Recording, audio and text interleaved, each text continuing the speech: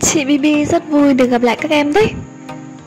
Hôm nay chị sẽ mang đến cho chúng mình những khuôn mặt được làm từ quả bóng bay đấy.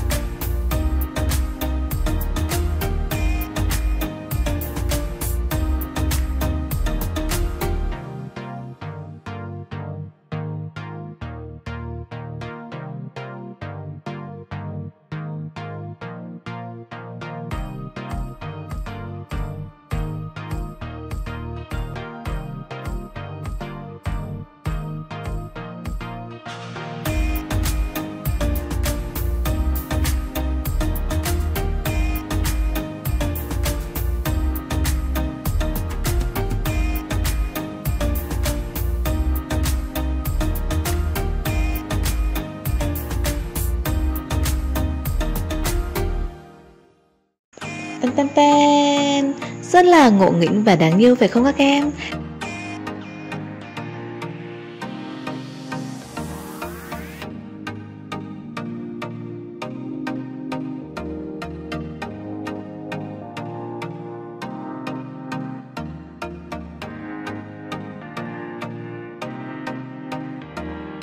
Các em nhớ nhấn like và đăng ký kênh để đón xem những video tiếp theo nhé.